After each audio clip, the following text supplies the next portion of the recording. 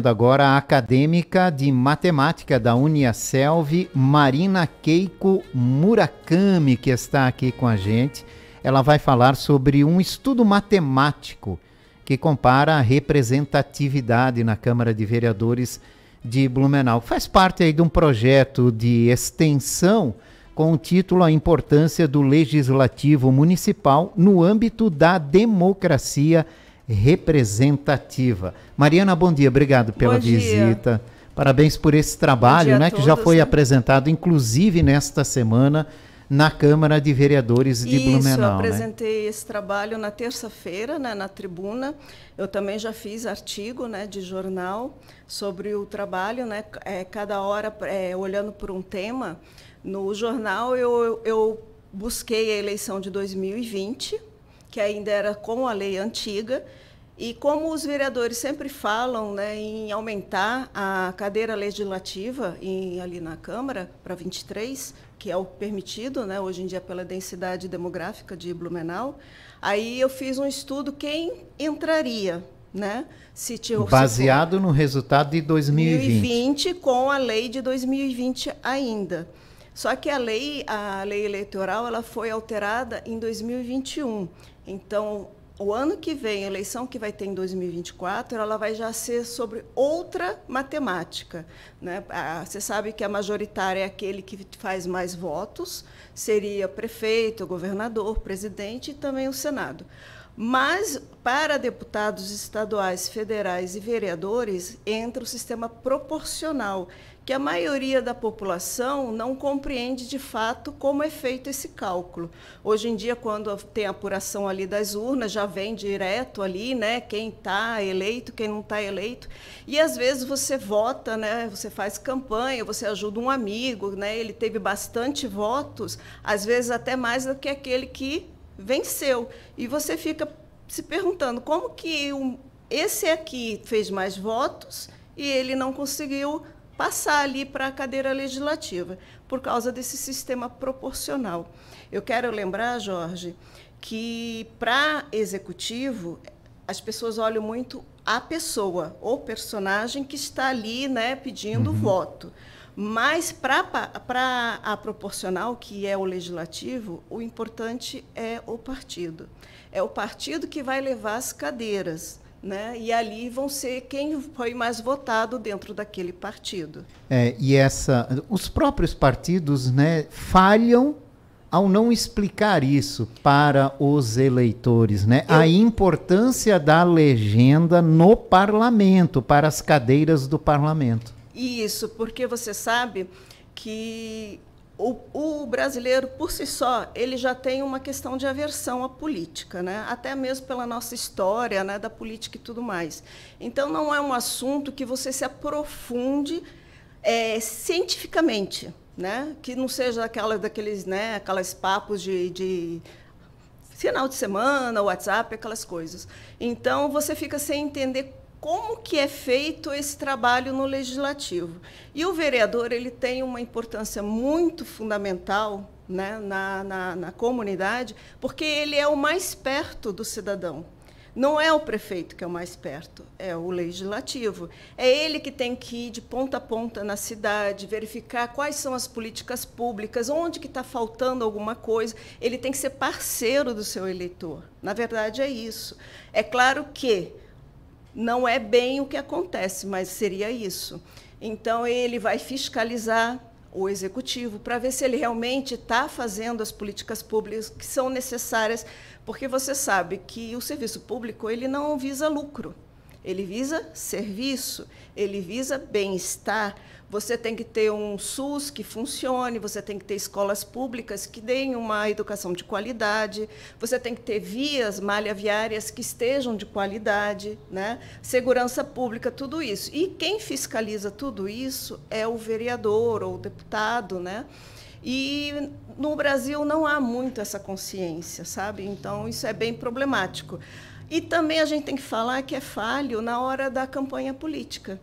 Você tem, na última eleição, foram 300, deixa eu só ver aqui meus dados, foram 300 e poucos, né, candidatos a vereador em Blumenau. Exato, né? Que um número alto. Tu pensa como é que ele vai para a televisão fazer tanta campanha, né? Então você tem aquele 1 minuto para falar. Você geralmente fala só o nome, alguma coisa que grave, né? Tem uns que falam até umas anedotas, algumas coisas de brincadeirinha, né? Por quê? Porque é muito pouco tempo. E quem é que vai pesquisar a vida desse cidadão que quer ser um vereador? Né? Quem que vai procurar fontes dignas para dizer, olha, ele realmente trabalhava pelo povo, ele fez isso, ele fez aquilo. Então, assim, no executivo existe até o debate, né? E no legislativo, você conhece a fundo? Ou aí ficam sempre aquela nata, sabe? Aqueles que já são mais, né, conhecidos. Ah, eu já conheço fulano, ciclano. Conhece o nome, mas, de fato, o que você conhece que ele está fazendo pela cidade? Né? O que ele pratica nesses 4 anos que ele está como vereador?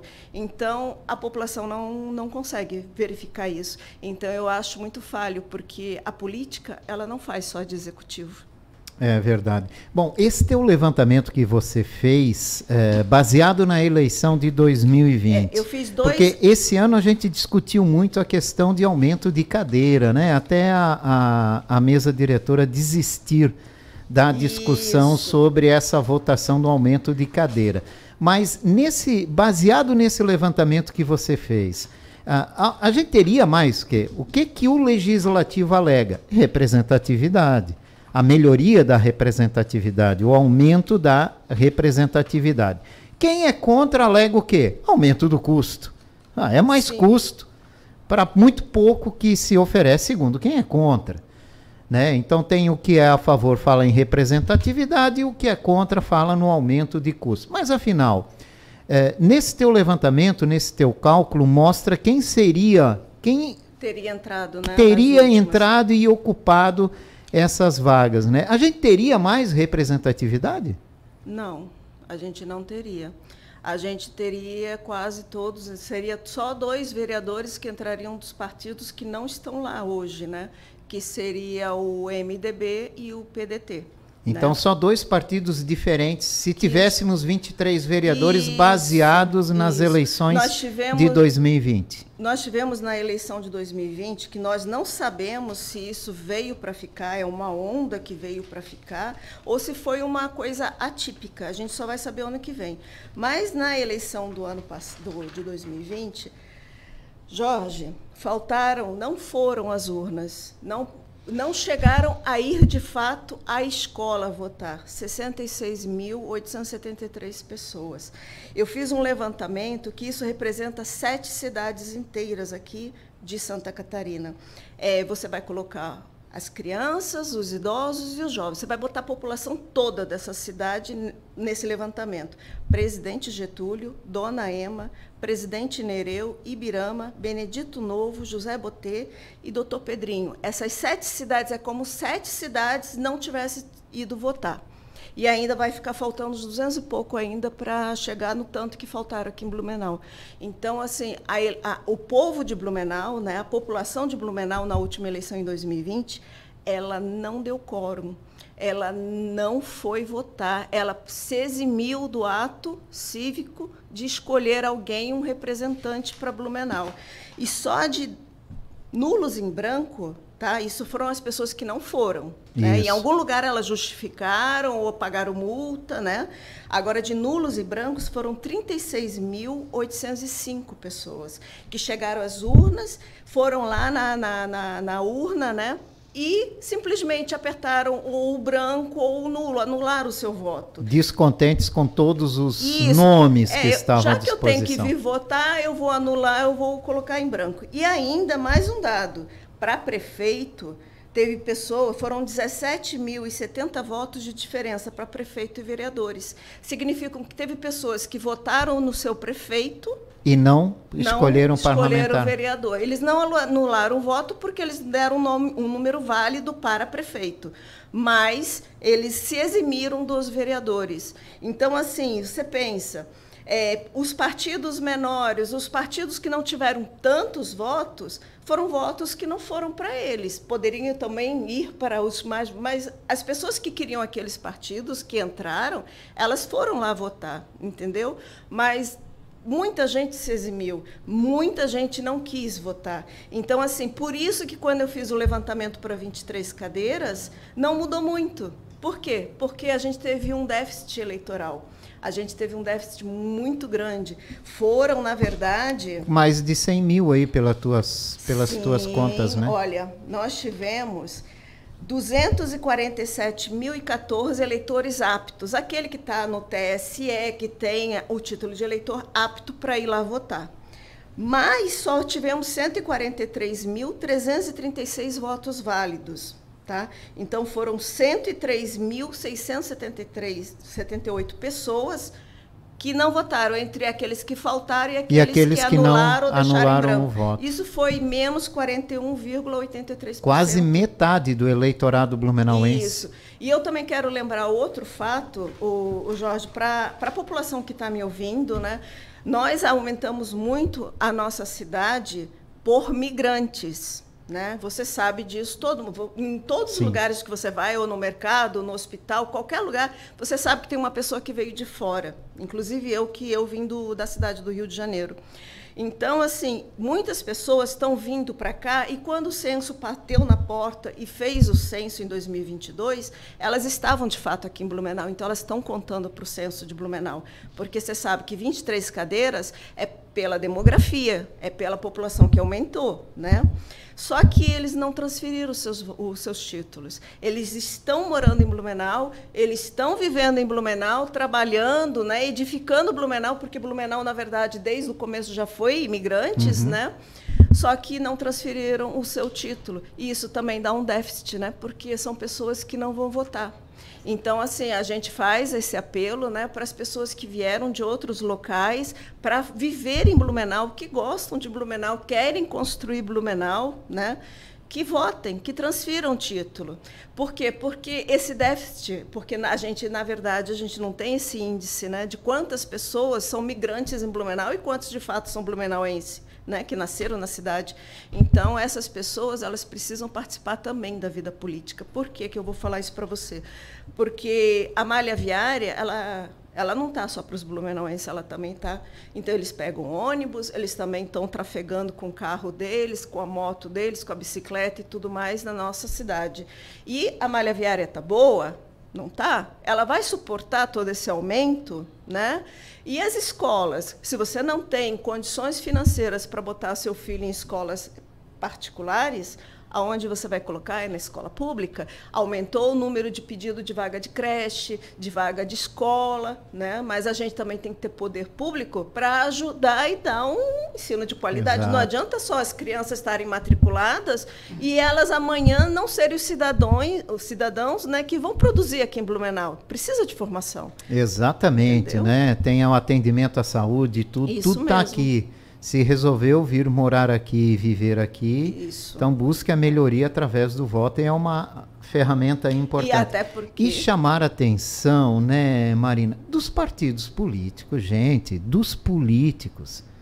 Gente, são 47% não quis participar das eleições em 2020.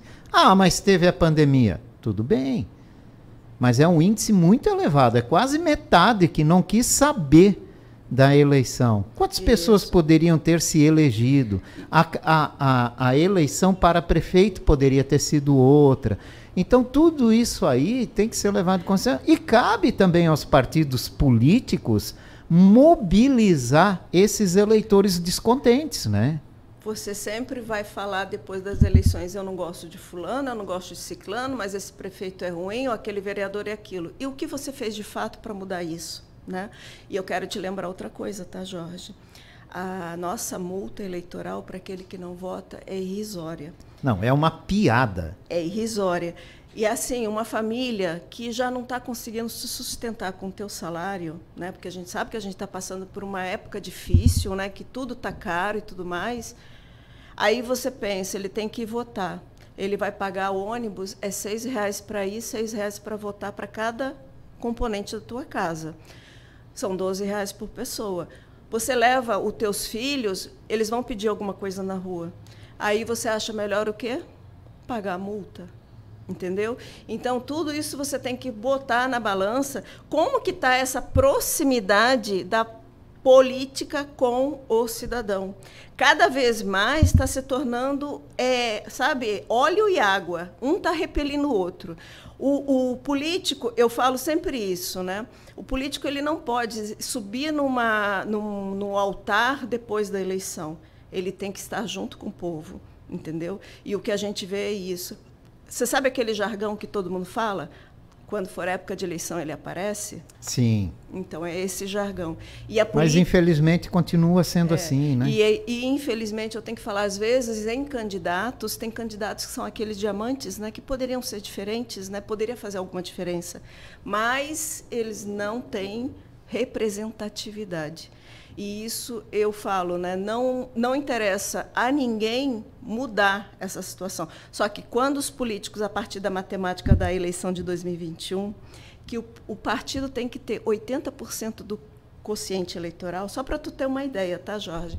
Você vai pegar todo mundo que for de votos válidos e você vai dividir esse valor pelo número de cadeiras. Hoje são 15, né? Vai dar um quociente eleitoral, é um valor ali. Desse quociente eleitoral, cada partido ele tem que ter, no mínimo, 80% do valor desse quociente para poder estar participando das cadeiras. Se ele não tiver, ele não participa. Eu fiz até aqui uma brincadeirinha, né, só para as pessoas terem uma ideia. Você vai ver aqui, ó, o partido A ele teve 15 mil votos. Ele conseguiu uma cadeira, né, no quociente partidário. O primeiro teve 5 mil. Isso em 2020, né? Isso. Não, eu estou falando um exemplo. Um exemplo. Aí, o primeiro teve 5 mil, o outro teve 1.900. No partido B, ele conseguiu uma cadeira, ele conseguiu 100% do quociente eleitoral. O primeiro dele deu em 1.500, o segundo deu 800. Mas o partido C, que teve 2 candidatos fortes, com 2.500, ele não conseguiu os 80%. Ele não participa de nada. Ele vai ficar fora, entendeu? Então, assim, não basta você falar, aquele ali é meu amigo, aquele ali, né? Eu sei que... Gente, se o partido não conseguir os 80%, ele está fora. Então, assim, quanto menos eleitor vai às urnas, os partidos também agora vão começar a amargar e vão começar a se preocupar com essa matemática, entendeu? E cabe à política, aos políticos, aos partidos, mobilizar o eleitor para as eleições de outubro do ano que vem. Marina, obrigado pela tua participação, Jorge, tá? Uma satisfação, a matemática é maravilhosa, né? Ela nos mostra uma realidade, a gente tem que ficar acima disso. A matemática, ela não mente, né? Exatamente. Tá bom? Obrigada, viu? Obrigado pela sua participação. Marina Keiko Murakami, acadêmica de matemática da Uniaselv, que trouxe aqui alguns dos detalhes sobre esse trabalho do projeto dela de extensão, a importância do legislativo municipal no âmbito da democracia representativa.